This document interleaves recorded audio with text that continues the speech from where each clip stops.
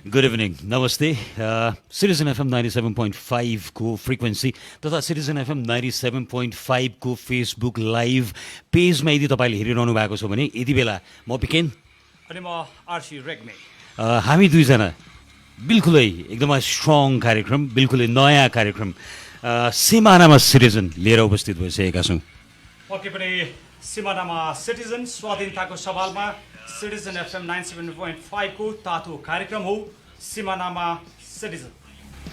Well यस कार्यक्रममा हामी केही हिस्टोरिकल डेटहरू तपाईँ समक्ष राख्नेछौँ। केही जुन गतिविधि भएका थिए हाम्रा हिस्ट्रीमा भनौँ हाम्रा पुर्खाहरूले जे जति गतिविधिहरू गरेका थिए आफ्नो सिमाना बढाउनको लागि अथवा आफ्नो सीमा रक्षाको लागि जे जति भनौँ योगदानहरू दिएका थिए त्यागहरू जुन प्रस्तुत गरेका थिए ती त्याग प्रस्तुतिहरू तपाईँ समक्ष राख्नेछौँ। र अहिलेको यो माहौल भनौँ यो माहौल जसरी एकदमै तात्तिरहेको छ हुन त नेपालले पहिलोपटक आफ्नो स्ट्यान्ड एकदमै दह्रोसँग उभाएको हिस्ट्रीमै पहिलोपल्ट होला जस्तो मलाई लाग्छ।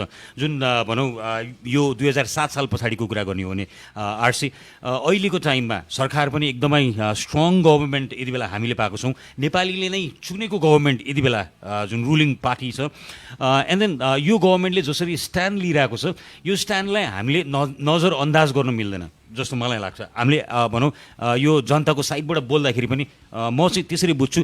र यो तातो यो हट केक जुन हामीले पहिला हुन त म क्लास 8 अथवा क्लास 9 मा पढ्दाखेरि मैले लिम्पिया धुरासम्मको नक्सा आफैले कोरेको मलाई थाहा छ। तर पछिल्लो आवरमा चाहिँ कतिपय भनौँ विश्लेषकहरूले के भन्यो भने यो नक्सा चाहिँ हामीले पढाएको थिएनौँ भन्ने जस्ता कुराहरू पनि राखे। जब हामी नै विटनेस हौँ हामीले पढाएका थियौँ त्यो 46 सालभन्दा अगाडिको कुराहरू हो होइन। अब 46 साल पछाडि के भए कसो भए कसको शासनकालमा के भए कसको भए त्यतातिर नगइकन अहिलेको जुन एकदमै हट केक जुन लिम्पियाधुरा अथवा लिपुलेक कालापानी जे जति ठाउँहरू मिचिएको छ त्यो ठाउँको बारेमा हामी केही कुराकानी गर्न जसरी विज्ञानले भने जस्तै हामीले 2046-47 पछिको परिवर्तन पछि हामीले हाम्रा सिमानाका मुद्दाहरू जति जति उठाउँदै गयौँ हाम्रो मन त्यति नै भारी हुँदै गयो र सामाजिक आर्थिक राजनैतिक परिवर्तनलाई हामीले आत्मसात गर्दै अगाडि बढ्ने प्रण पनि गऱ्यौँ। एक्ज्याक्टली। यद्यपि हामीले सत्तासीन दलहरू स्पष्ट बहुमत दुई पटक बाहेक देख्न पनि पाएनौँ र जति जति सिमानाको मुद्दाहरू पेचिलो बन्दै गए र त्यति नै कुटनैतिक समाधानका प्रयासहरू असफल प्राय हुँदै गए। यो तितो दृश्यलाई हामी नेपालीहरूले नकार्न सकिँदैन र सँगसँगै यसलाई यसरी पनि बुझ्नु हुँदैन कि हामीले जसरी हाम्रो सिमानाका मुद्दाहरूलाई हामीले जति चाहिँ न्यायोचित ढङ्गले राष्ट्रियकरण या अन्तर्राष्ट्रियकरण गर्न सकेनौँ त्यति नै निर्लज्ज हिसाबले हाम्रो छिमेकी देशले हाम्रो सिमानामा गिद्धे नजर राखिराख्यो। र अहिले एउटा कुरा प्रसङ्ग जोड्न चाहे म हामीले जहिले पनि विवाद भन्ने शब्द उच्चारण गरिरहेको छौँ। मलाई जहाँसम्म लाग्छ नेपालको सिमानामा विवाद होइन यो इन्भेजन हो होइन। यसलाई अतिक्रमण भनिन्छ। यो विवाद भइदिए भए कुरा बेग्लै हुन्थ्यो होइन। हामीले हाम्रो जमिनमा उनीहरू परेड खेल्छन् भने हामीले यसलाई विवाद मान्नुपर्ने कुराहरू होइन जस्तो लाग्छ आरसी मलाई। यो चाहिँ इन्भेजन हो। तर जसरी एउटा शब्दको हिसाबले अब केही मितव्ययी भएर यदि हामी बोल्ने हो भने अब नियतमा शङ्का रहेन, नियत स्पष्ट छ। तर नियत यदि भइसकेपछि खराब भइसकेपछि त्यसको समाधानका प्रयास अभियसली हुनु नै पर्दछ र त्यसको समाधानको उपाय भनेको कुटनैतिक पहल नै हो। आज विश्व समुदायका आज लाखौँ ठाउँमा सिमानाहरू छन्। आज विश्व समुदायको हरेक देशको आफ्ना सीमाङ्कनहरू छन् र त्यसलाई वैज्ञानिक तवरले जसरी डिजिटाइजेसन आजको यो युगमा आइपुग्दाखेरि सिमानामा विवाद हुँदै नभएका भने होइनन्। तर यसको अर्थ यो पनि होइन कि सीमाको समस्या सुल्झदैन, त्यो पनि पक्कै पनि होइन। तर किमार्थ आफ्नो भूमि छोड्न एउटा स्वाधीन राष्ट्रले कहिल्यै सक्दैन। एक्ज्याक्टली। र एउटा प्रसङ्ग फेरि पनि जोडिहालौँ। नेपालको इतिहास हेर्ने हो भने भनौँ लगभग 250 वर्ष अगाडिदेखि नै नेपाल भनौँ अस्तित्वमा थियो यो धरतीमा नेपाल भन्ने राष्ट्र। र जो राष्ट्र भर्खरै 73 वर्ष भयो जुन अरूको पराधीनबाट मुक्त भएको 73 वर्ष भयो साइजमा बिल्कुल ठुलो होला हामीभन्दा 2200 गुणा ठुलो होला। तर यसको मतलब यो होइन, त्यो जुन स्वतन्त्रता हामीले 205 वर्ष, 205 मात्र नभनौँ 250औं वर्षदेखि त्यो हामीले भोग्दै आएको छौँ होइन। र मलाई के लाग्छ भने जो अरूको अधीनमा छ उसले यो बुझ्नुपर्ने हो कि अर्काको जमिन मिच्दाखेरि अथवा अरूलाई अधीनमा राख्दाखेरि त्यो फिलिङ्स कस्तो हुन्छ भन्ने कुराहरू भर्खरै जन्मेको भन्छौँ हामी त। अझ साँच्चै भन्यो भने 73 वर्ष, हामी त झनै 2.5 शताब्दी वर्ष बुढा भइसक्यौँ र हामी छोटा भाइ होइनौँ। पहिलो कुरा एक्चुअली हामी त अझ रियालिटीमा भन्यो भने त हामी त हजुरबाउ हुनुपर्ने हो, if I am not wrong RC. अब साइजको हिसाबले कोही ठुलो दाइ अथवा सानो भाइ भन्ने कुराहरू हुन्छ जस्तो मलाई लाग्दैन। अझ नेपाल सानो मुलुक पनि होइन, हामीले सानो कुन कन्टेक्स्टमा देख्छौँ भने उत्तरतिर त्यत्रो भीमकाय राष्ट्र चीन छ, दक्षिणतिर भीमकाय राष्ट्र भारत छ, त्यो हिसाबले हामी सानो देखेका मात्र हौँ। तर स्वाधीनता र राष्ट्रियताको सवालमा देशको भूगोल सानो र ठुलो हुन्छ र? नेभर, हुँदैन नि, हुँदैन नि, एकदमै हुँदैन। अब जसरी अब इतिहास अघि हामीले सुरुवाती लाइनमा नै अब विज्ञानले 46-47 पछि फर्केर हेरौँ भन्ने दृष्टान्त आम नेपाली नागरिकहरूको मनमुटुमा बिजेकै छ एकदमै। तर त्योभन्दा अगाडि पनि जान सकिँदैन, जबकि सुगौली सन्धि नेपालमा भएको थियो। हामी 204 वर्ष अगाडि फर्केर जान सक्छौँ कि 1816 तिरको टाइममा भनौँ, अभियसली सक्छौँ अफकोर्स। अब अलिकति के छ भने अङ्ग्रेजीमा अलिकति जुन अब हामीले भारतीय मिडियाहरूको कार्यक्रमहरू यसो हेर्दाखेरि चाहिँ के छ भने बिस ओकल्ने कामहरू भइरहेको देखिरहेको छौँ यति बेला होइन। र कस्तो इन्टेन्सन बोकेर बिस बमन गरिरहेको छन् भने नेपाल उनीहरूको लागि केही पनि होइन। जसरी एउटा भनौँ मत्ता साँडे हुन्छ नि, साँडेलाई मत्ताइसकेपछि जुन त्यो मातेको साँडेको आचरण बोकेका व्यक्तिहरू जसरी बोल्छन् होइन, त्यसरी बोलेको हामीले देख्न सक्छौँ। जस्तै हिजोकै कुरा गर्ने हो भने लेट आवरमा चाहिँ एउटा भिडियो सार्वजनिक गराएको थियो जी न्युजले। हामी किटेर बोल्दा पनि केही पनि फरक पर्छ जस्तो मलाई लाग्दैन। डाक्टर मिगेन्द्र रिजालसँगको जुन कुराकानी थियो, यहाँ अलिकति कस्तो लाग्यो भने जुन प्रश्न जसले सोध्छ भनौँ, जो एङ्कर छ त्यो कार्यक्रमको एङ्कर, उसले चाहिँ स्टेटमेन्ट बुझाएको जसरी प्रश्न गरे भन्ने कुराहरू देखियो त्यसमा होइन। थ्याङ्क यू डाक्टर साहब, भनौँ नहिचकिचाइकन तपाईँले जसरी पुस गरेर अगाडि लिएर जानुभयो त्यसको लागि धेरै धेरै धन्यवाद तपाईँलाई। र मलाई कस्तो लाग्छ भने नि आरसी एङ्कर भनेको अब जस्तो मिडिया त हामी धेरै सफल मिडिया रहेछौँ जस्तो मलाई लाग्छ। यो जुन प्लिज जस्तो विज्ञान अहिले हामीले आजको विश्व समुदायमा मास मिडिया निकै पपुलर पनि हो, आम नागरिकको किप इन टचमा एक्सेसेबल मिडियाको रूपमा जसरी विकास भइरहेको छ, यसका डाइमेन्सनहरू फरक होलान्, यसका विङ्सहरू फरक होलान्। अब अहिलेको यो समयमा आउँदाखेरि हामीले चाहिँ जस्तो आम सञ्चारका माध्यम विश्व त अहिले हामीले विज्ञानले कुरा गर्न खोजेको चाहिँ बेसिकली टेलिभिजन मिडिया हो जस्तो लाग्छ। र पछिल्लो समय जस्तो न्यू मिडियाको रूपमा टेलिभिजन मिडियाहरू आम पिपलमा जसरी एक्सेसेबल भएर गए, रेडियो टेलिभिजनहरू, तर आज यत्रा इन्स्टिट्युसनहरू छन्, यतिका ठुलो युनिभर्सिटीहरू छन्, अकाडेमिक नन अकाडेमिक यति धेरै इन्स्टिट्युसनहरू चाहिँ विकास भइसकेको छ।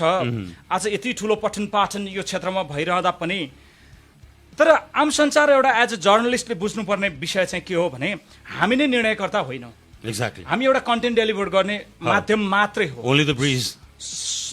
कन्टेन्टको कुनै एउटा सोर्स छ र कुनै एउटा कन्टेन्ट सोर्सलाई डेलिभर गरेर पाउने निकायसम्म त्यो कन्टेन्ट डेलिभर गर्ने हामी एउटा मिडिएटर मात्रै हो।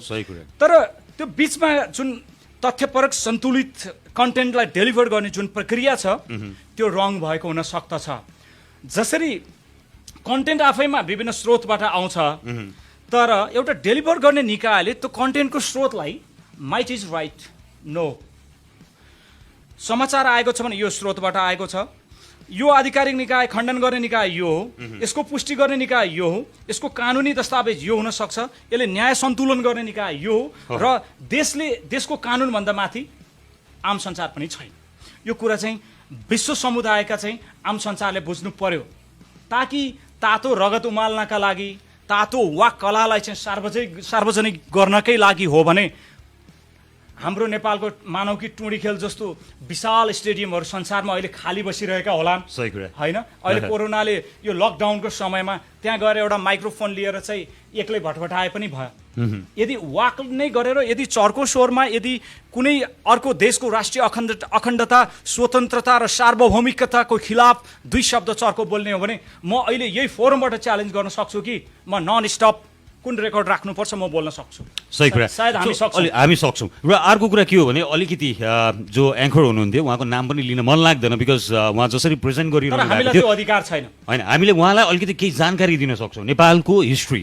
उहाँहरूले जस्तै भन्नु त हुन त मैले स्कुलिङ इन्डियामै गराए भए पनि मैले कहिले पनि त्यो इन्डियन हिस्ट्रीमा नेपाली हिस्ट्री जोडेको मैले कहिले पनि पाइनँ। भन्ने बेला हामी रोटीबेटीको सम्बन्ध भनेर भन्छौँ। भारतको इतिहास भनेर पढियो, भारतको इतिहास भनेर पढियो, बरु हुमायूनको पढियो होइन, धेरै कुराहरू धेरै पढियो उहाँहरूको, तर जुन नेपालसँग जोडिएका केही पनि कुराहरू पढ्न पाइएन।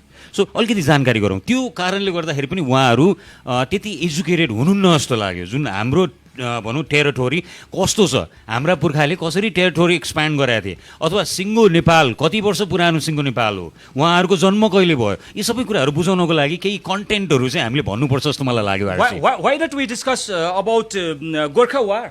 एक्ज्याक्टली, एङ्ग्लो गोर्खा वार भनौँ। एङ्ग्लो गोर्खा वार यो 1814 मा भएको थियो।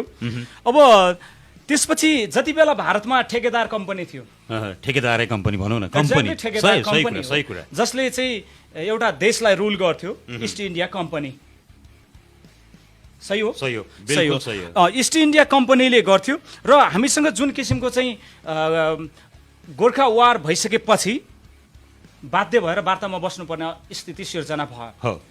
अहिलेको न्यू जेनेरेसनलाई कति थाहा नहुन पनि सक्छ, र अहिले मास मिडियाका सर्च इन्जिनहरूमा खोज्दा पनि प्रशस्तै भेटिन्छ, विकिपिडियाहरूमा। र अर्को दुःखद पक्ष पनि म यहीँ जोड्न चाहन्छु।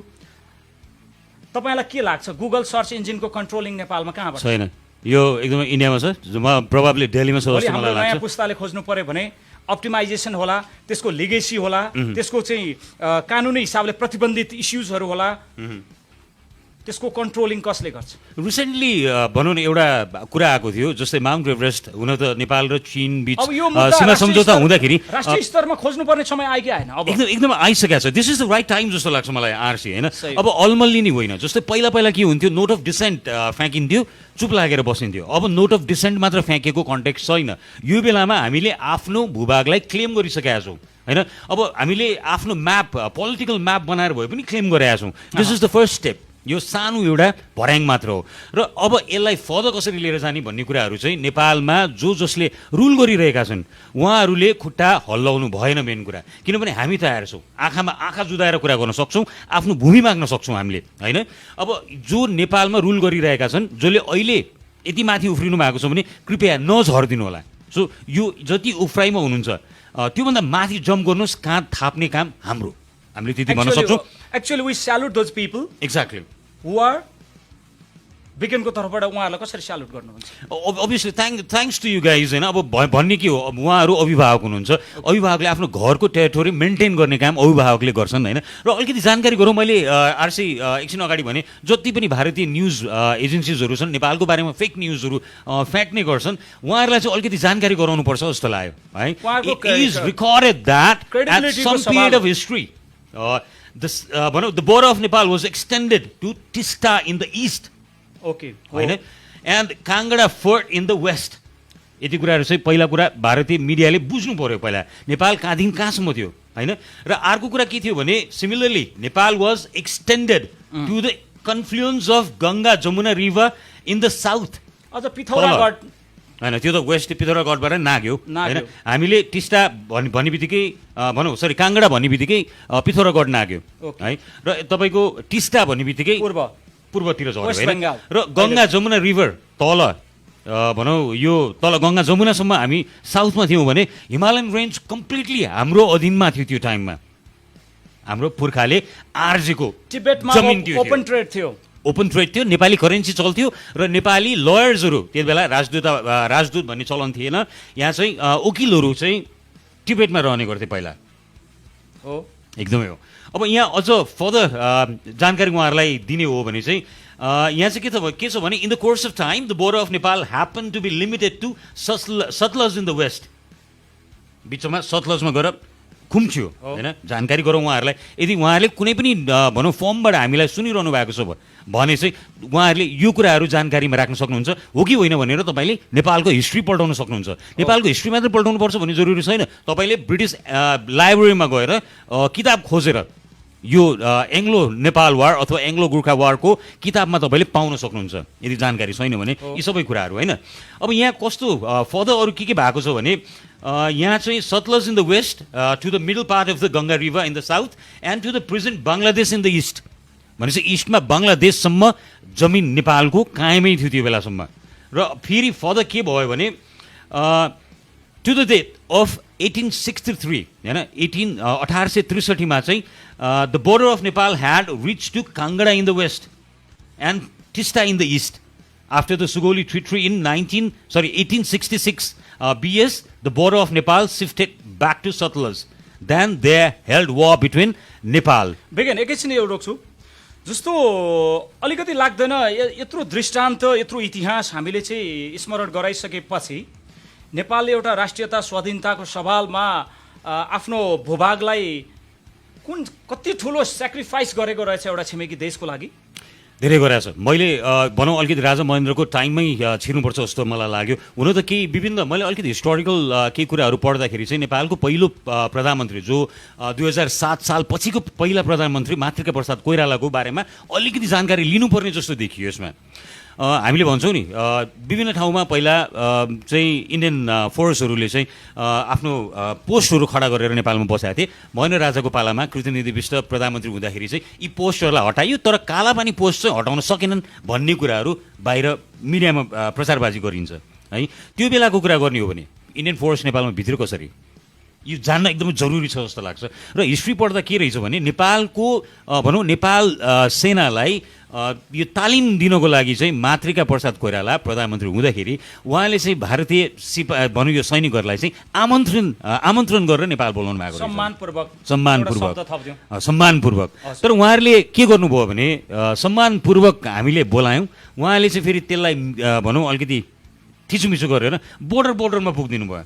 जुन उत्तरी बोर्डरहरू भनौँ नेपालको उत्तरी बोर्डरतिर गएर पोस्टहरू खडा गरेर बसिदिनु भयो। जस्तै चाइनाको फेरि कन्सर्न एकदमै जस्तै ताप्लेजुङतिर ओलाङचुगुला के भनिन्छ नि ठाउँहरू त्यहाँ पुग्नुभयो। त्यसपछि विभिन्न पोस्टहरूमा इभन तातोपानी जुन भन्सार नाका छ त्यहाँ पनि पोस्ट रहेछ पहिला होइन।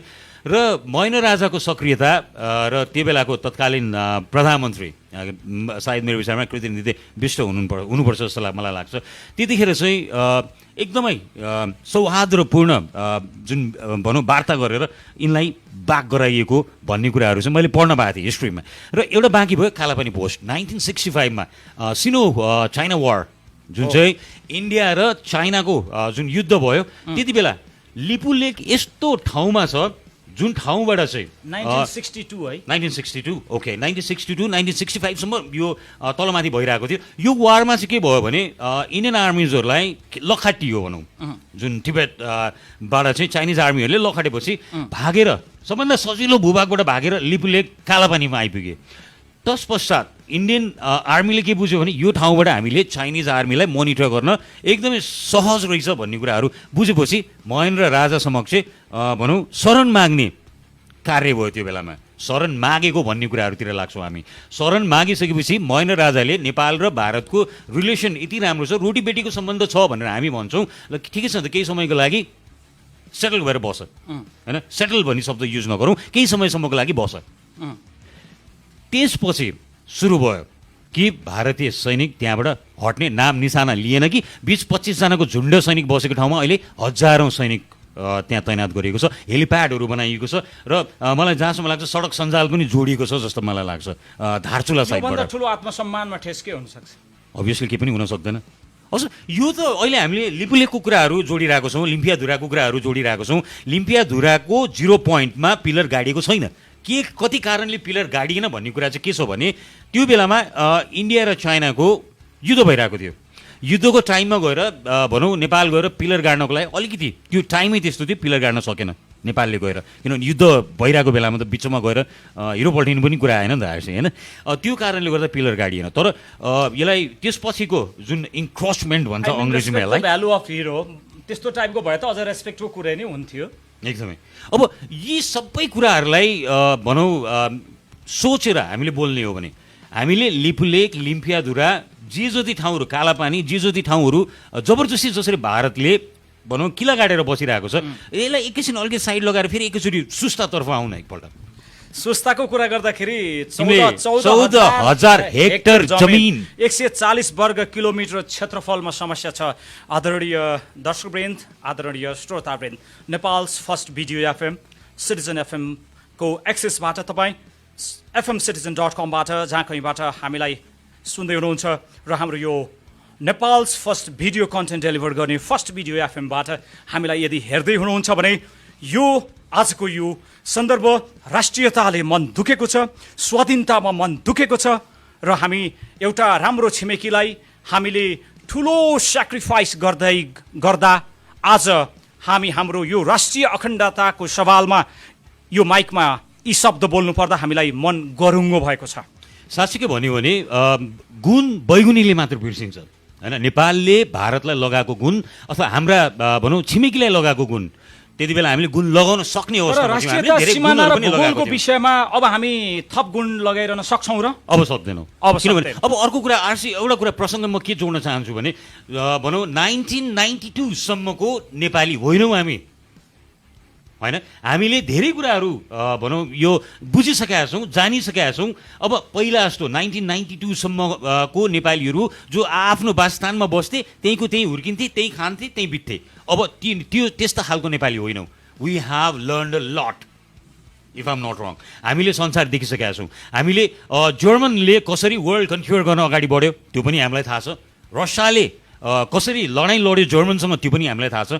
र अमेरिकाले भियतनाममा कसरी लडेर कसरी पराजित भएर फर्क्यो त्यो हिस्ट्री पनि हामीलाई थाहा छ। सँगै अर्को शब्दावली म जोड्न चाहन्छु। जसरी पहिलो विश्वयुद्ध र दोस्रो विश्वयुद्धमा नेपाली गोर्खाहरूले लडेको इतिहास पनि हाम्रो साक्षी हो, हाम्रो दस्तावेज हो। We salute them people. एकदमै सही कुरा हो, सही विषय हो, सही विषय हो। आज हामीले उहाँहरूलाई पनि न्याय गर्नुपर्छ। सही कुरा। यदि आज हामीले हाम्रो भूमि छोड्यौँ भने हामीले हाम्रो पुर्खामाथि धेरै ठुलो अन्याय गरेको ठहरिन्छ। सो मलाई यदि स्वर्ग र नर्क हुन्छ भने हामी स्वर्गको ढोका हामीले खोल्न सक्दैनौँ। भूगोलको कुनै अर्थै छैन। यदि न्याय र साक्षी र इमान्दारिताको यदि चाहिँ मूल्याङ्कन हुन्छ आज यो दुनियाँमा भने हामी स्वाभिमानी नेपाली हौँ। हाम्रो राष्ट्रियता, हाम्रो भूगोल, हाम्रो राष्ट्रिय अखण्डता सदैव हाम्रो शिर पर्छ, हाम्रो ढाका टोपी जस्तै, हाम्रो राष्ट्रिय झन्डा जस्तै। सही कुरा। अब अलिकति फेरि तपाईँलाई जानकारी गरौँ सन्दर्भमै फेरि म अलिकति थोरै जोड्न चाहन्छु। जस्तो अघि हामीले सुस्ताको सन्दर्भ अलिकति जोडेका थियौँ। 140 वर्ग किलोमिटर क्षेत्रफलमा समस्या छ। घाउ आलै छ क्या, त्यो घाउ आलै छ। एकछिन अघि जस्तो अहिले कालापानी, लिम्पियाधुरा, लिपु लेक जस्तो भारतले नोभेम्बरमा आफ्नो नयाँ नक्सा सार्वजनिक गरेसँगै बल्ल हामी चिसो मुटुसहित हामी बोल्न बाध्य भएका हौँ।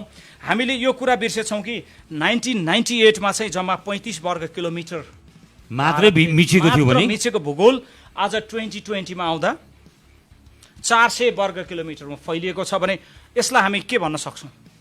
हामीसँग शब्द छैन। र हामी यो शब्द फेरि म फेरि जोड्छु। अब यसलाई विवाद भन्ने कि इन्भेजन भन्ने यो शब्द चयन हामीले गर्दाखेरि चाहिँ हामी एकदमै सजग भएर चयन गर्नुपर्छ मलाई लाग्छ। हिसाबले हाम्रो चाहिँ परराष्ट्र मामिलाको हिसाबले जुन किसिमको परराष्ट्र मन्त्रीले एज अ प्रोटोकल लेभलमा चाहिँ पत्रचार गर्नुभएको छ र उताबाट मौखिक रूपमा के आयो हामी यहाँ दोहोरी खेल्दैनौँ। भारतीय राष्ट्रपतिले के भने त्यसको प्रति जवाफमा नेपाल सरकारको कुनै गैर आधिकारिक संस्था वा व्यक्तिले कस्तो किसिमको चाहिँ प्रतिउत्तर फर्काउनु भयो। हामी त्यतातिर जानु त्यति जरुरी नहोला, तर जानु यहाँनिर त्यो चाहिँ जरुरी हो कि अब त्यो औपचारिक स्टेटमेन्ट, औपचारिक फर्मल लेटर जुन छ त्यस उप भारतले चाहिँ रिटर्नमा हामीलाई के दिन्छ, हाम्रो कन्सर्न त्यो हो। र बाटोमा हिँड्ने लाखौँ करोडौँ मानिस, विश्वको अरबौँ जनसङ्ख्याले बाटोमा कसले व्यक्तिगत रूपमा के भन्छ, हाम्रो त्यो सरकारको विषय पनि होइन। र अर्को एउटा म्यासेजसँग जोडिएर केही कुरा अलिकति उठान गरिहाल्छौँ हामी प्लिज। यसमा के छ भने ग्रेटर नेपालको कुरा गर्नुहोस् न, सक्नुहुन्छ भने भनेर लेख्नु भएको छ। आफ्नो देशको भूमि पो हो त भनेर लेख्नु भएको छ। अवश्य पनि सकिन्छ। तपाईँलाई मैले एउटा कुरा जानकारी के गराउँछु भने 1816 को सुगोली सन्धि यदि भारतले मान्दैन भने नेपाली ग्रेटर नेपालको मुद्दा उठान गर्न पाउँछ भन्ने कुराहरू चाहिँ हामीलाई लाग्छ। किनभने ग्रेटर नेपाल जति बेला एकदमै ग्रेटर नेपाल थियो 1816 को सुगोली सन्धिले खुम्चाएर हामीलाई महाकाली वारी लिएर आएर राखिदिएको छ। होइन यदि त्यो सन्धि भारतले हामीलाई नमान्ने हो भने हामीलाई मेची भन्दा पनि वारी ल्याएर राखेको छ। एकदमै मेची भन्दा पनि वारी लिएर राखेको छ। सो यो यदि भारतले 1816 को सुगौली सन्धि मान्दैन, यो सुगौली ट्रिटी मान्दैन भने पक्कै पनि हामीले ग्रेटर नेपालको जुन जे थियो त्यो कुरामा हामी अगाडि बढ्न सक्छौँ जस्तो मलाई लाग्छ। हुन त फणेन्द्र नेपालजी हुनुहुन्छ, उहाँले ग्रेटर नेपालको एउटा अभियान चलाएर बस्नु भएको छ। एकदमै ह्याट्स अफ टु यु, हामी समर्थन पनि गर्छौँ।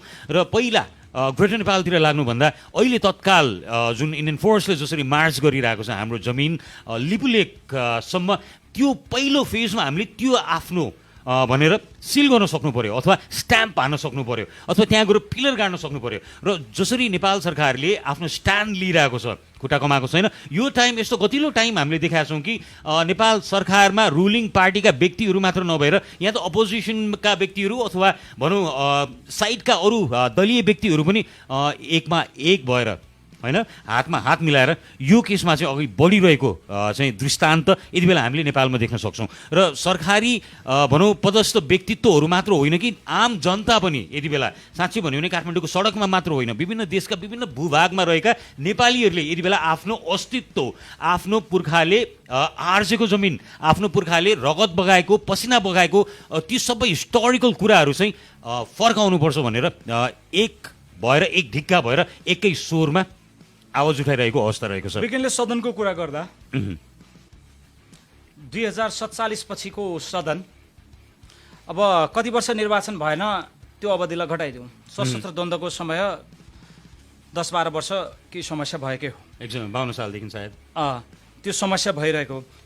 अब त्यो बिचका अवधिमा कुनै वैधानिक सरकार त नेपालमा सधैँ थिए, हाम्रो नेपालमा वैधानिक सरकार त छ, निरन्तरता त छ। त्यही अवधिमा जुन किसिमका गतिविधि भारतले नेपालको सीमा उपर गरेको छ,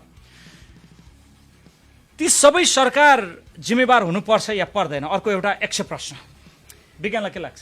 अलिकति कुरा साँच्चीकै नचपाइकन बोल्ने हो भने होइन, अब यो अहिले हामी यस्तो ठाउँमा उभिरहेको छौँ, यस्तो ढुङ्गामाथि उभिएर हामीले हाम्रो जे जति भनौँ छिमेकीहरूलाई वाच गरिरहेको छौँ, कसले हामीलाई कहाँबाट लुछ्या छन् अथवा लुट्या छन् त्यो कुराहरू हामी हेरेर बसिरहेको छौँ। यो कन्टेक्स्टबाट बोल्नु पर्दाखेरि चाहिँ मलाई आरसी के लाग्छ भने 2046 सालको मोमेन्ट हुन त यो बोल्न उचित छ छैन, आई हेभ नो आइडिया, तर एउटा साधारण एउटा नागरिकको हिसाबले यो बोल्नुपर्छ जस्तो पनि मलाई लाग्छ। 2046 सालको आन्दोलन चाक्सीबारीबाट वाक स्वतन्त्रता होला, चाक्सीबारीबाट सुरु भएको पञ्चायत अगेन्स्टको आन्दोलन मलाई जहाँसम्म लाग्छ त्यो बेलामा केही न केही दलीय नेताहरूले केही न केही चिज सुम्पिएर मात्रै ती चिजहरू भनौँ आफ्नो हातमा पारेका थिए कि जस्तो शङ्खा, ओके, यो 100% स्योर भएर मैले बोलाएँ होइन, शङ्खा गर्ने ठाउँहरू प्रशस्त मात्रामा छन्। र त्यसै गरी भनौँ माओवादी जुन जनयुद्ध, जस्तै मैले कतै इन्टरभ्यूमा पढाएको थिएँ कि 12 बुँदे सहमतिको लागि जसरी नेपालका दलीय नेताहरू भारत गएका थिए त्यति बेला कमरेड प्रचण्डलाई चाहिँ एयरफोर्स, इन्डियन एयरफोर्सको हेलिकप्टरमा उतारियो भन्ने कुराहरू पनि आएको थियो। पहिलो दिल्ली वार्ता होइन, र यी सबै कुराहरू अब त्यसपछि यो माओवादी भनौँ युद्ध, त्यसपछि आएर इभन दरबार हत्याकाण्ड चाहिँ यति बेला नकोट्यौँ हामी यो कुरा। र अर्को 62-63 सालको जुन जनआन्दोलन भनौँ त्यसमा पनि कहीँ न कतै केही चिजहरू सट्टा पट्टामा केही भएको छ कि भन्ने अलिकति शङ्का चाहिँ कता कता हुन्छ नि। यो हुन त परिस्थितिले यस्तो खालको शङ्का उब्जाउने बनाएको पनि होला, किनभने आजभन्दा अघिल्लो गभर्मेन्टले हामीलाई कहिले पनि यो लिम्पियाधुराको बारेमा एकदमै राइट स्ट्यान्ड लियो होइन। र पहिलोपल्ट नेपाली आफैले चुनेको सरकार भनौँ 2/3 गभर्मेन्ट छ, एकदमै स्ट्रङ गभर्मेन्ट हुनुपर्ने हो। खास इन्टरनेसनल्ली यसको स्ट्यान्ड पनि एकदमै स्ट्रङ हुन्छ जस्तो मलाई लाग्छ। कुनै पनि देशको 2/3 सरकारको सरकारले आफूलाई अहिले यति बेला रिभ्यू गर्नुपर्छ कि पर्दैन? हामी सत्तामा हुँदा के गर्यौँ या के गरेनौँ यो होइन, रिभ्यू गर्नुपर्छ। तर अब यसको मतलब यो होइन कि रिभ्यू गर्ने र एकले अर्कालाई तेरो कमजोरी मेरो कमजोरी भनेर छुट्याउने टाइम चाहिँ होइन, तर रिभ्यू गर्ने टाइम चाहिँ this is the right time हो जस्तो लाग्छ। र अर्को कुरा के हो भने यो राइट टाइम के को लागि पनि छ भने यति बेला हामी एक स्टेप मात्र हामीले पछाडि भनौँ आफ्नो पाइला पछाडि सार्यौँ भने चाहिँ अब यो दिन फेरि फर्केर आउँछ मलाई जस्तो चाहिँ मलाई लाग्दैन। सो हामी नेपालीहरू हाम्रो रगतमा होइन पुर्खाको रगत बगिरहेको छ। अभियसली पनि यति बेला हामी गएर बोर्डरमा गोली हानाहान गर्नुपर्छ भन्ने जरुरी होइन, तर हामीले के गर्न सक्छौँ भने आँखामा आँखा मिलाएर हामीले आफ्नो जमिन दावा गर्न सक्छौँ, किनभने त्यो यहाँ त्यसमा कुनै पनि विवाद होइन, यो मिचेको जमिनलाई भनौँ यो यहाँ गएर वार्ता गर्ने, त्यहाँ गएर यो गर्ने त्यो गर्ने भन्नै पर्दैन, आँखामा आँखा मिलाउने हो, सिधै यो मेरो जमिन हो, ब्याक अफ, हामीले यो भन्न सक्छौँ, इफ आइम नट रङ। हामीले भन्न सक्छौँ यसको कूटनैतिक समाधान हामीले खोज्नै पर्छ। र मैले माइक थोरै अगाडि मेरो कम्फर्टेबलको लागि। अब सिमानामा यति भइसकेपछि अहिले सरकारले जुन किसिमको चाहिँ स्ट्रङली आफ्नो म्यापलाई चाहिँ सच्याउने भन्दा पनि आफ्नो जे थियो त्यसलाई कायम गर्ने प्रयास गर्ने, म सच्याउने भन्दा पनि यो भन्न चाहन्छु, आफ्नो जे थियो त्यसलाई कायम गर्ने जुन किसिमको प्रयास गरेको छ यो स्वागत योग्य छ। हामी आम नेपालीले यसलाई स्वागत योग्य मान्नुपर्छ र यो गर्वको विषय पनि हो। र कुटिल हिसाबले यदि यो मुद्दा अन्तर्राष्ट्रियकरण भएर राष्ट्रसङ्घ गयो भने तत्पश्चात एउटा छिमेकीलाई हेर्ने नजरिया बदलिन्छ कि भन्ने मात्रै हाम्रो पीड र चिन्ताको विषय हो। मैले यो बारेमा बोल्नु पर्दाखेरि चाहिँ कस्तो लाग्छ भने तत्काल नेपाल अन्तर्राष्ट्रिय अदालतमा जाने केही बाटाहरू हुन पनि सक्लान्, अथवा भनौँ केही बाटाहरू नेपालले साइन नगरेको अवस्थामा मलाई जहाँसम्म लाग्छ यो विषयमा नेपालले सिग्नेचर गरेको छ जस्तो मलाई लाग्दैन। भारतले सिग्नेचर गरेको छ तर नेपालले सिग्नेचर गरेको छैन। यो हतार के गर्न सक्नुपर्छ भने भारतले पनि कुन बेला सिग्नेचर गरेको छ जुन अन्तर्राष्ट्रिय अदालत जाने बाटोमा भने जब काश्मीर मुद्दा उठान भयो र काश्मीर जुन जति पनि राज्य भनौँ काश्मीर जुन राज्य छ त्यसलाई चाहिँ केन्द्रीय सरकार अन्तर्गत लिएर आउने बेलामा र जसरी यिनीहरूले आफ्नो पोलिटिकल म्यापमा कश्मीर विवादित कश्मीर भनौँ न, अब माया गरिरहनुपर्छ भन्ने जरुरी छैन, यद्यपि छँदैछैन र माया गरिरहनुपर्छ भन्ने जरुरी छैन। विवादित कश्मीर जब इन्डियाले आफ्नो पोलिटिकल म्यापभित्र हाल्यो र त्यो विवादित कश्मीर मात्र होइन नेपालको लिम्पियाधुरा, कालापानी, लिपुलेक यी सबै जमिनहरू जब भारतले हालिसकेपछि भारतले एकदम हतार गएर यो जुन अन्तर्राष्ट्रिय कानुनमा सिग्नेचर गरेको छ। तर हामी अलिकति पछाडि परेका छौँ, हामीले सिग्नेचर गरेका छैनौँ जस्तो मलाई लाग्छ। यदि आधिकारिक तथ्य कसैलाई थाहा छ भने हामीलाई जानकारी गराउनु होला र अलिकति जेन्टल्ली तपाईँ लजिकली कुरा गर्नुहुन्छ, तर्कसङ्गत हिसाबले कुरा गर्नुहुन्छ, यदि डेटाबेस कुरा गर्नुहुन्छ भने हामी तपाईँलाई स्वागत गर्छौँ। 0142424139 if I am not wrong, 42424139 and 4238440. 8440. These are the right telephone number that you're supposed to dial. If you really wanted to talk about Lipulek, Limpiadhura, अथवा सुस्ता अथवा भनौँ सन्दकपुर होइन जतिसुकै ठाउँमा मिचेको तपाईँलाई थाहा छ भने तपाईँले प्रसङ्ग उठान गर्न सक्नुहुन्छ। तर यो अलिकति लजिकल हुनु पर्यो है, तपाईँले उठाउनु भएको प्रसङ्ग चाहिँ अलिकति लजिकल भयो भने आक्रोश आवेग चाहिँ कृपया नपोखिदिनु होला, डेटाबेस कुरा गरिदिनु होला। आक्रोशलाई चाहिँ अलिकति साम्य बनाएर let's talk about our nation होइन, हाम्रो नेसनको बारेमा हामी कुराकानी गरौँ, हाम्रो भूभागको बारेमा हामी कुराकानी गरौँ र हाम्रो इभन हाम्रो भनौँ न जलस्रोतको बारेमा पनि हामी कुराकानी गर्न सक्छौँ। यदि कसैलाई व्यक्तिगत रूपमा आरोप प्रत्यारोप छ भने यो वर्जित छ as a guideline, as a ethics हाम्रो एकदमै त्यस्तो चाहिँ बोली नबोलिदिनु होला। सो अब अलिकति आरसी फेरि अर्को एउटा मलाई जलस्रोत भन्ने बित्तिकै एउटा प्रसङ्ग फेरि जोड्न मन लाग्यो। हामीलाई त जमिन मात्र होइन पानी पनि मिचिया छन् है। अब यो हुन त जमिन पहिला नदिने सिमानामा भइसकेपछि त समस्या, पहिला जमिन फर्कौँ हामी होइन, त्यसपछि पानीको पनि भनौँ विषय उठान गरौँला। नेपालीले त्यत्तिकै अब छोड्नेवाला छ जस्तो चाहिँ म सोच्दैन, किनभने मेरो अन्तरात्माले के भन्छ भने मैले आफ्नो मातृभूमिको जति पनि जमिन गुमाएको छु त्यो मैले गुमाउनु हुन्न, मैले त्यो खिचेर लिएर आउनुपर्छ भनेर मैले सोच्छु भने म जस्ता करोडौँ नेपालीहरूको सायद यही नै इच्छा छ जस्तो मलाई लाग्छ। एकजना हुनुहुन्छ कलर, के स्वागत गरौँ। नमस्ते। नमस्कार हजुर, म दिपेन्द्र पाण्डे ढापासीबाट बोल्दैछु हजुर। नमस्कार दिपेन्द्रजी, के छ हाल खबर? हजुरहरूलाई बधाई छ, शुभकामना है, राम्रो प्रोग्राम उठाउनु भयो, खुसी लाग्यो। तर अब विश्व नै अहिले अब यो कोभिड-19 को उमा छ सर होइन, हजुरहरूलाई पनि थाहा चाहिन्छ होइन। अब हाम्रो नेपाल पनि त्यसमा भइरहेछ। विश्व समुदायमा जति बिते उहाँहरू सबैलाई म हार्दिक शुभकामना दिन चाहन्छु सर है। र हाम्रो नेपालमा पनि अब छिटोभन्दा छिटो यो निको होस्, संसार भने राम्रो होस्, पिस यो सधैँ चल्ने रोग त होइन। तपाईँले शुभ नाम के भन्नुभयो? ओके, सो दिपेन्द्रजी आजको टपिकमै बहस गरौँ है त। स्वाधीनताको सवालमा चाहिँ जस्तो दिपेन्द्रजी आज हामीले विशेष त उठाएको सन्दर्भ चाहिँ सिमानामा सिटिजन जस्तो कोभिड-19 को इस्युमा हामीले धेरै लामो समयदेखि चाहिँ हामीले निरन्तर रूपमा चाहिँ हाम्रा अपडेटहरूलाई हामीले निरन्तरता दियौँ। यद्यपि यो सवालमा हामी फेरि पनि निरन्तरता दिन्छौँ नै। यो असहज परिस्थितिका बावजुद चाहिँ हामीले फेरि केही दिनका लागि चाहिँ हामीले सिमानामा सिटिजन हामी नबोलिकन बस्न सकेनौँ। हामी यो दुःखद परिस्थितिमा हामी नबोलिकन बस्न नसकेका कारणले स्वाधीनताको सवालमा सिटिजन एफएम 97.5 को तातो कार्यक्रम सिमानामा सिटिजन भनेर जोडेका छौँ। यो सन्दर्भमा तपाईँ तर्कसङ्गत हिसाबले के भन्न चाहनुहुन्छ भने छोटोमा प्लिज। सर, हजुरको कार्यक्रम एकदम राम्रो छ। हजुरको एफएम पनि अति नै मनपर्छ मलाई, प्रायः जस्तो सुनिरहेको छु है। हजुरको सम्पूर्ण स्टाफहरूलाई शुभकामना। र हाम्रो भूमि हामीले लिनुपर्छ भन्ने नै मेरो हो, तर राम्रो तरिकाले एउटा वाद विवाद नगरिकन होइन, राम्रो तरिकाले चाहिँ सहमतिबाट वार्ताबाट हुनुपर्छ भन्ने मलाई लाग्छ। हजुर हुन्छ, सहभागिताको लागि यहाँलाई धेरै धन्यवाद। थ्याङ्क यू, नमस्कार हजुर। नमस्कार। वेल, यहाँ अर्को एउटा मेसेज के छ भने मोहन गुरुङजीको मेसेज छ। तत्कालीन सरकारले 4/3/1816 मा आफ्नै मुलुकको अहितमा सुगोली भन्ने ठाउँमा सुगोली गरे, सन्धि गरे। 4/3/1816 मा आफ्नै मुलुकको अहितमा सुगोली भन्ने ठाउँमा सुगोली गरे, फलस्वरूप सुगोली सन्धि नै खारेज गर्नुपर्छ भनेर मेसेज लेख्नु भएको छ। अभियसली हामी पनि त्यही चाहन्छौँ खास एक्चुअली। यदि सुगोली सन्धि खारिज भयो भने ग्रेटर नेपालको जुन परिकल्पना जुन गरिया छ त्यो परिकल्पना यो पनि हामीले अहिलेको हाम्रो जिम्मेवार बहुमतको सरकारलाई नै जिम्मेवारी यो पनि अहिले हामीले चाहिँ बहुमतको सरकार जो छ उहाँहरूले अलिकति वर्कआउट गरिदिए हुन्थ्यो भन्ने चाहिँ हाम्रो चाहना रहेको छ। र यो इम्पोसिबल भन्ने कुराहरू पनि छैन, इट इज पोसिबल होइन।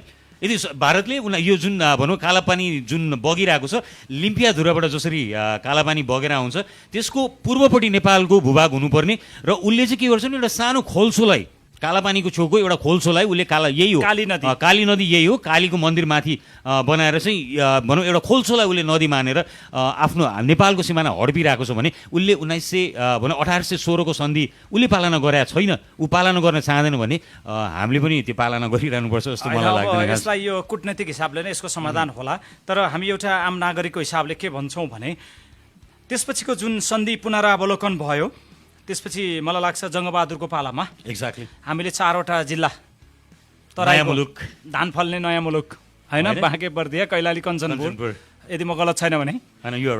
अब लिइसकेपछि हामीले पनि केही सेक्रिफाइस गऱ्यौँ होला, हामीले एउटा छिमेकीका लागि हामीले एउटा ठुलो त्याग गऱ्यौँ होला, त्यो हाम्रो महानता थियो या भारतको पनि हामीप्रतिको एउटा समर्पण थियो, सदाशयता थियो।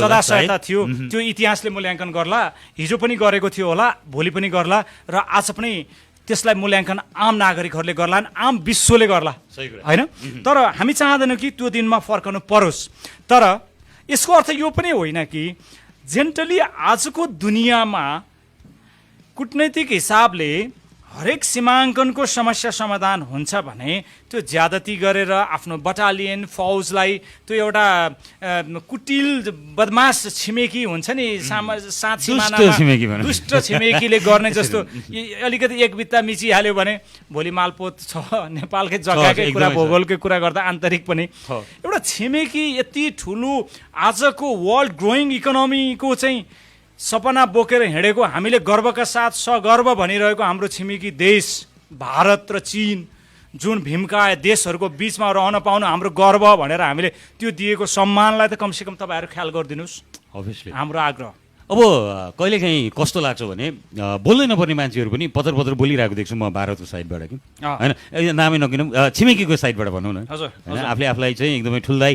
भनौँ सोच्ने अथवा भन्न रुचाउने ठुल्दाईले चाहिँ जुन हामी अब कान्छो भाइ होला सायद उहाँले ठुल्दाई भने हामी त कान्छो भाइ पऱ्यो होइन, ओके नो प्रब्लम होला, साइज वाइज साँच्चीकै हामी सानो छौँ, तर इतिहास हेर्ने हो भने चाहिँ तिमी ठुला दाई होइनौ, हामी तिम्रो त हजुरबा हुनुपर्छ होइन। 2.5 शताब्दी अगाडिको मुलुकलाई 73 वर्ष मात्रै भएको मुलुक, सानो दुधे बालक मुलुकले अहिलेको जसरी हामीलाई भनौँ यो बोर्डरमा अथवा भनौँ नेपालको जमिन अतिक्रमणमा पारेर यस्तो भनौँ टर्चर दिइरहेको छ। भर्खरै मात्र एउटा न्युज अलिकति भनौँ अपुष्ट एउटा समाचार पनि आएको छ। लाग्छ तपाईँको 1998 को 38 वर्ग किलोमिटरको भूभाग 400 कति आजको 22 वर्षभित्रमा विदिन 22 इयर्स होइन, त्यसलाई चाहिँ 400 वर्ग किलोमिटरमा फैलाउने के आजको विश्व आम मानिसहरूको आँखामा पट्टी लगाएको हो जस्तो हुन्छ कालो पट्टी पक्कै पनि लगाइएको हुन्छ जस्तो लाग्दैन त्यही भएर त मलाई मैले लाग्दैन हुन्छ। एकछिन अगाडि मैले भने मलाई लाग्दैन। 1992 भन्दा अगाडिका नेपाली होइनौँ हामी हाम्रो आँखा विश्व पनि छर्लङ्गै होइन, भइसकेको छ विश्व पनि विश्व पनि होइन होइन होइन अब हुन त हामीले पहिला के भन्ने गर्थ्यौँ भने एक देशले अर्को देशलाई अहिले बन्दुकले आक्रमण गरेर जितिँदैन कन्क्वायर गरिँदैन होइन अहिले चाहिँ ट्रेड एन्ड कमर्सले कन्क्वायर गर्ने चलन आएको छ अथवा त्यो जमाना हो भन्दाखेरि तर हाम्रो जमिन साइडबाट लुटिँदै आउँदाखेरि पक्कै पनि हामी चुप्पै बस्नुपर्छ भन्ने जरुरी छैन जस्तो लाग्छ आर्स मलाई र जति पनि हामीले कमेन्ट्सहरू देखिरहेको छौँ साथीहरू यति धेरै भनौँ त्यस्तो धेरै एग्रेसन त छैन द्याट्स गुड एकदमै सभ्य पाराले तपाईँहरूले कमेन्ट गरिरहनु भएको छ उहाँहरूले सबैको चासो के छ भने हाम्रो गुमेको के अरे भनौँ गुमेको भूभागहरू चाहिँ फर्काउनुपर्छ र ग्रेटर नेपालको जुन अवधारणा छ त्यसलाई चाहिँ पुनः बिउताउनुपर्छ अथवा बिउतिसकेको छ भने पनि त्यसलाई चाहिँ अलिकति सपोर्ट गरेर लिएर जानुपर्छ भन्ने चाहिँ आम नेपालीहरू जो जतिले कमेन्ट गरिरहनु भएको छ उहाँहरूको चाहिँ मेन्टालिटी देखियो यति बेला होइन सो हामी पक्कै पनि यो क्षणमा आरसी बिकेन हामी जसरी अहिले यतिखेर बोलिरहेको छौँ नेपाल आमाको लागि बोलिरहेको छौँ भनौँ हाम्रो जमिनको लागि बोलिरहेको छौँ हाम्रो यो देवभूमिको लागि हामीले बोलेर बसिरहेको छौँ हामी रुन चाहँदैनौँ र हामी धेरै दुखित हुन पनि चाहँदैनौँ हो मुटुमा चस्का पस्न सक्छ तर हामी दिन्छौँ हाम्रो भूगोल नप्स अभियसली पनि दिँदैन हामी दिँदैनौँ एउटा मैले अलि हामी झुकेर या रोएर लिनुपर्ने हो र मलाई एउटा कुरा अब अर्को पार्टतिर लागौँ आरसी टाइम छ मलाई लाग्दैन यार मलाई कस्तो लाग्यो भने last time I was watching होइन एउटा इन्डियन टेलिभिजन नै हेरिरहेको थिएँ नेपाल सम्बन्धी बहस चलिरहेको थियो मनिषा कोइराला जो अभिनेत्री मनिषा कोइराला हुनुहुन्छ उहाँको बारेमा चाहिँ केही बोल्दै रहेछन् त्यहाँ होइन सो आई वाज एक्साइटेड हेरेँ मैले के रहेछ भनेर उहाँहरूले यसरी बोल्नुभयो कि अब नेपाल एकदमै होच्याएर हुन्छ नि यसैलाई यस नेपाल किन आफ्नो भूमि माग्दाखेरि यसले त माग्दैन होइन यसलाई त जे गर्दै पनि हुन्छ यसलाई यसो लात हिर्काइदिए पनि हुन्छ यसलाई भकुण्डो बनाएर भनौँ गुल्टाइदिए पनि हुन्छ भन्ने सोच उहाँसँग रहेछ भाषा लवज शैली व्यवहार संस्कार हो एकदमै सो त्यही भएर त मैले एकछिन अगाडि भनौँ मातेको साँडेसँग तुलना गरेका थिएँ कोही कलर हुनुहुन्छ नमस्ते नमस्ते बिकेन दाई अर्को दाईको नाम के हो दाई उहाँ आरसी हुनुहुन्छ यति बेला हामी एकदमै समसामयिक विषयमा कुराकानी गर्दैछौँ है दुवैजनालाई दर्शन है दाई नमस्कार होइन स्वागत छ यहाँलाई हजुर नमस्ते नमस्कार ल भन्नुहोस् स्वाधीनताको सवालमा हाम्रो यो तातो कार्यक्रम सिमानामा सिटिजन बोल्नु मन लाग्यो दाई होइन हजुर हाम्रो भूमि नेपाल नै हो दाई होइन सबभन्दा यो हाम्रो देशलाई एकदम माया गरेर अगाडि बढाउनुपर्छ सरकारले एकदम ध्यान दिएर होइन हाम्रो देशलाई एकदम हाम्रो माटो हाम्रो भूमि होइन अगाडि बढाउँदै होइन अब हाम्रै देशलाई अगाडि बढाउनुपर्छ दाइ होइन जति पनि हाम्रो नेपाली दर्शकहरू होइन इन्डियामा बसेर अलिकति होइन हाम्रो देशलाई माया गऱ्यो भने हाम्रो देशलाई एकदम हौसला बढ्छ नि त दाइ होइन मैले चाहिँ त्यही भन्न चाहन्छु जति पनि हाम्रो मैले यो मनिषा कोइरालाको पनि मैले सुनेको थिएँ दाइ होइन हाम्रो देशलाई पनि अलिकति सपोर्ट गरेको कि नगरेको जस्तो लाग्छ होइन अब जति पनि अब नेपाली दर्शकहरूले हाम्रो देशलाई चाहिँ एकदम अगाडि बढाउनु पर्छ जस्तो लाग्छ दाइ त्यही नै हो दाइ होइन हजुरसँग बोल्नु पाउँदा एकदम खुसी लाग्यो कति पछि होइन हजुरसँग बोल्नु एकदम खुसी लाग्यो नमस्ते दाइ हस् त थ्याङ्क यू नेपाललाई माया गर्नुहुन्छ त्यसको लागि धेरै धेरै धन्यवाद आरसी एउटा म्यासेजमा अलिकति अड्किन चाह्यौँ यहाँ पक्कै पनि एउटा म्यासेज छ यो मैले अलिकति स्क्रोल गरेर कहाँ पुऱ्याएँ त्यसलाई म खोज्नुतिर लाग्छु या अब गारेट यहाँ पूजा राफलजीले चाहिँ के भन्नुभएको छ भने this is just my opinion message देख्न सके But the thing is in literal words Sugauli Treaty was signed between the Britain and Nepal not India so that itself denies the treaty भनेर लेखेर पठाउनु भएको छ किन उहाँले ग्रेट ब्रिटेन र नेपाल बीच सुगौली ट्रिटी भएको हो र यो सुगौली ट्रिटी चाहिँ इट्सेल्फ नै यो सुगौली ट्रिटी मान्य हुँदैन इन्डियासँग भन्ने जस्तो कुरा लेखेर पठाउनु भएको छ यदि पूजाजी मलाई जहाँसम्म लाग्छ यदि सुगौली सन्धि नमान्य हो भने हामीले ग्रेटर नेपालको कुरा उठान गर्न सक्छौँ if I'm not wrong होइन वेल यो बारेमा अलिकति मलाई त यो बारेमा अलिकति वर्कआउट पो गर्न मन लाग्यो खास हुन त यो 2 आवर्सभित्र त होइन योभन्दा पछाडि गइसकेपछि यो ग्रेटर नेपालको बारेमा अलिकति वर्कआउट गर्नु पऱ्यो सायद फरेनर नेपाल सरसँग गएर हामीले भेटेर एकपल्ट ग्रेटर नेपालको बारेमा के छ त भनौँ अहिले यो बेलामा फरेनर नेपाल सर यदि साँच्चीकै सुनिरहनु भएको छ अथवा कसैले हामीलाई फरेनर नेपाल सरसँग कन्ट्याक्ट गराइदिने कुनै नम्बर्सहरू दिनुहुन्छ भने पक्कै हामी उहाँसँग कुराकानी गर्छौँ होइन हुन्छ स्योर वेल के छ सुरज, हामी टेलिफोन लिन्छौँ यति बेला। कोही कलर मित्र, नमस्ते। हेलो नमस्ते जुजुलप्पा। जुजुलप्पा हजुर नमस्ते। हजुर धेरै दिनपछि भेटघाट भयो। नमस्कार है। मलाई रायनजी हजुर थ्याङ्क यू। सबै पुरानै कलरहरू हुनुहुन्छ सायद। अब म चाहिँ मित्रहरू पहिलोपटक भएर होला आज, पहिलोपटक यो स्टुडियोबाट। ए हजुर हजुर। अनि रायनजी के छ त अहिलेको तातो इस्यु छ हैन? एकदमै तपाईँले यो चाहिँ नि कोरोना भाइरसको समयमा एकदम चाहिँ नि जायज तपाईँको यो छ नि अहिलेको विषय जुन राखिदिनु भयो नि तपाईँले, यो जस्तो ठुलो कुरा केही पनि छैन। हेर्नुहोस्, आफ्नो राष्ट्र भनेको हामीले चिन्ने ठाउँ हो। हेर्नुहोस्, हामी नेपाली हो भने हाम्रो राष्ट्रिय त चिन्नु पर्यो एकदमै होइन? सर्वप्रथम हामी नेपाली भनेर कहाँबाट चिनिन्छ भने आफ्नो देश नेपाललाई चिन्नु पर्यो। हामी सानो बच्चा बेलामा हामीले के चाहिँ नि लेख्छौँ भने नक्सा लेख्छौँ हाम्रो होइन? सानो बच्चा बेलामा यहाँले उमेर पनि भन्नु मिल्छ उसो भए? उमेरको लागि त अब बिकेनकै जोर छ म होइन? ओके बगा 16-17 वर्ष होइन? उमेरले पनि यो रिफ्लेक्ट गर्छ कि? एकदमै। अनि हामी चाहिँ के छ भने दिनको चाहिँ नि मतलब चाहिँ स्कुलमा जाँदाखेरि आफ्नो देशको नक्सा नि पहिला कोर्छौँ। हेर्नु त्यो किन भन्दाखेरि हामीले चाहिँ एरिया थाहा पाउनु पर्यो आफ्नो राष्ट्रको होइन? जब देशभक्ति छ भने हाम्रो सिमाना चाहिँ हामीले बुझ्नु पर्यो कहाँसम्म छ भनेर। जबसम्म हामीले चाहिँ यो सिमाना बुझ्दैन नि त्यो आफ्नो चाहिँ नि त्यो बेला चाहिँ हामीले के छ भने हाम्रो भविष्य आउने कर्णाहरूलाई चाहिँ हामीले देखाउन सकिँदैन। त्यही कारणले गर्दाखेरि चाहिँ हामीले चाहिँ नि सिमाना एकदमै चाहिँ नि हामीले चाहिँ नि जोड तोडका साथ चाहिँ यो चाहिँ नि आवाजले निकाल्नै पर्छ। आफ्नो राष्ट्रलाई चाहिँ नि चिनाउनु पर्छ। आफ्नो नेपाल हो होइन? जब आफ्नो भूभाग छ भने हामी छौँ होइन? र यहाँलाई यो लाग्दैन कि अहिलेको वस्तुस्थिति जुन देखियो, यो सिनारियो जुन देखियो, हजुर अब इतिहास चाहिँ मजाले पढ्नुपर्ने भयो? पक्कै पनि जोग्राफी पनि पर्यो तपाईँको इतिहास पनि बल्ल उहाँले पढ्नु जोग्राफी पनि पढ्नु। जोग्राफी हामीले अब मजा आयो। त्यो बेला चाहिँ जोग्राफीमा सब चिज छ। हेर्नुहोस्, जियोग्राफी हिस्ट्री मजाले पढ्नु पर्यो। मैले त्यही भएर एकछिन अगाडि आरसीलाई भनेको थिएँ, मैले क्लास 8 या 9 कतातिर भनौँ नेपालको म्याप बनाउँदाखेरि मैले लिम्पियाधुरासम्मको म्याप बनाएको मलाई याद छ। 40 साल पछाडि चाहिँ कहाँ चिप्लाइदिए। अनि स्कुलमा पनि तपाईँको यो नक्सा छ नि एकदम चाहिँ क्लासमा हुन्थ्यो पहिला। हेर्नु एकदमै बोर्डमा पनि हामीले लेख्थ्यौँ होइन? आफ्नो देशको चाहिँ नि जुन भूभाग छ नि नक्सा त्यो हामी चाहिँ पटक कोर्ने नै गर्थ्यौँ। हेर्नुहोस्, अब यो नक्साको विषयसँगै मैले यहाँलाई इन्टरप्ट गरेँ है। हजुर यसको लागि चाहिँ माफ गर्नु होला। हजुर अब जस्तो सिमानाको सन्दर्भमा चाहिँ हामीहरूको बहस कम भयो या चाहिँ राजनैतिक दलको दूरदृष्टि इच्छा शक्ति नै कम भयो या चाहिँ हामीले चाहिँ त्यो विषयमा चाहिँ आफै स्वतस्फूर्त रूपमा इन्ट्रेस्ट दिएनौँ? के कारणले यी मुद्दाहरू ओझेलमा परे जस्तो लाग्छ यहाँलाई? अब सर्वप्रथम त तपाईँको यो जुन चाहिँ हाम्रो चाहिँ राजनीतिक छ नि त्यो आफ्नो राष्ट्रलाई पहिले चिनौँ अनि मात्र हामी राजनीतिक गरौँ क्या तपाईँको। पहिला राष्ट्रिय झण्डा बोक्नु पर्यो, त्यसपछि राष्ट्रिय झण्डा जब फरफराउँछ अनि त्यसपछि तल हामीले बल्ल दलको झण्डा बोक्दा केही पनि फरक पर्दैन होइन? त्यही त पहिला देश अनि विदेश।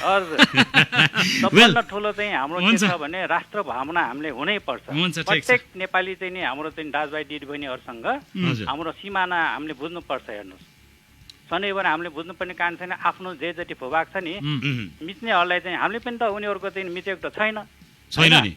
यदि हामी त धेरै ज्ञानी छौँ, हामी उनीहरूको दुष्ट छिमेकी होइन नि त, हामी त एकदम असल छिमेकी हो नि त होइन? हामी शब्दावली राम्रै रेस्पेक्ट दिउँ, हामी दिउँ, उहाँहरूले जे गर्नुहोस्। हजुर, जसले न्यू खोज्छ नि उसले भोग्ने हो नि त। एकदमै न्यू खोजेको त छैन होइन?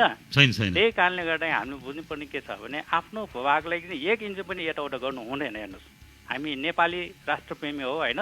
त्यही कारणले गर्दाखेरि तपाईँ हामी सबैले अब यहाँको भनाइमा चाहिँ अब मिचिएका चाहिँ अब यो वर्ग किलोमिटरमा होइन इन्चमा पर्दाफास। अब एक्ज्याक्टली अब इन्चमा नापेर लिइन्छ, फर्काइन्छ होइन?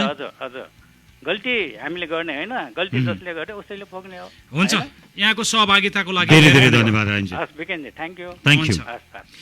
वेल एकदमै रमाइलो सकिरहेको छैन यहाँ। आरसी कहिले मेसेज के हुन्छ भने हामीले जब त्यो स्क्रिन नै क्लोज गर्छौँ त्यसपछि पुरानो मेसेजहरू गायब हुन्छन् यो, अनि फेरि जब कार्यक्रम सकिसकेपछि लाइभको मेसेजहरू अनि त्यसपछि देखिन थाल्छन्। वेल केही मेसेज पढ्नतिर लाग्छौँ हामी। जितम अर्जुनजीको मेसेज रहेको छ, होइन वास्तवमा यो भारतको हामी नेपाल मात्र होइन उसको सबै सिमानामा समस्या नै छ होइन? के सोध्छु यो भारत ठुल्दाई भन्छ, ठुल्दाईको काम यस्तो गर्छ अनि कहाँको ठुल्दाई त दुश्मन नै हो कि जस्तो लाग्छ, बलियो भएर फुर्ती लगाएको हो कि अरू केही होइन, यदि हाम्रो भूमि फिर्ता गरेन भने अन्तर्राष्ट्रियकरण गर्नुपर्छ भनेर लेख्नु भएको छ। हुन पनि हाम्रो हुनुहुन्छ उहाँ चाहिँ जित महर्जनजी हुनुहुन्छ। जित महर्जन हाम्रो रेगुलर हामीलाई माया गर्ने हाम्रो दर्शक या श्रोता जे भनौँ होइन। सो एउटा कुरा के छ भने आरसी, मैले पनि आज बिहान मात्रै एउटा आर्टिकल पढाएको थिएँ।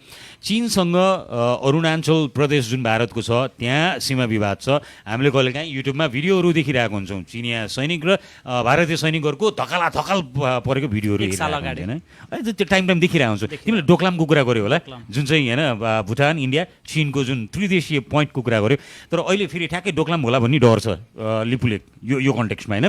वेल हुन त नेपाल तर चीनले औपचारिक रूपमा आफू साइलेन्ट बस्ने आफू साइलेन्ट होइन। चीनले पक्कै पनि नेपालको र भारतको मामिलामा चीन बोल्छ जस्तो मलाई लाग्दैन होइन।